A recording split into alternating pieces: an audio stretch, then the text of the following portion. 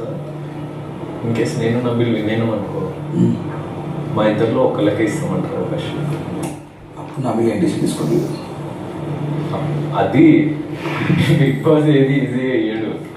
నేను ఒకటి అబ్జర్వ్ చేసింది నబిల్ పాయింట్ ఆఫ్ వ్యూలో, వేరే వాళ్ళు ఆడుతున్నప్పుడు కరెక్ట్గా ఏది చూస్తుంటే ఏది కరెక్ట్ ఏది జెన్యున్గా ఉంటాడు. అస్సలు నువ్వు ఎప్పుడు అంటే థర్డ్ పర్సన్, మళ్ళీ థర్డ్ పర్సన్.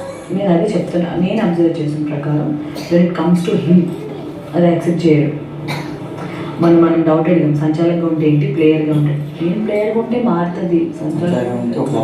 సో అది నేను చాలా రోజులు నిన్న కూడా నామినేషన్స్ లేవు అనగానే నేను చెప్పిన పాయింట్, తను వచ్చి నామినేషన్ అయిపోయిందని హక్ చేసుకున్నాడు అండ్ ఫైన్ సూపర్, అరే మంచిగా తీసుకున్నాడు అనేసి నేను అప్పుడే చెప్పాను. నబిల్ నేను లాస్ట్ టైం చెప్పిన పాయింట్ కూడా ఇదే, నువ్వు వేరే వాళ్ళు ఉన్నప్పుడు నేను గెలవకపోయినా అవతల కూడా గెలవకూడదు, మూడో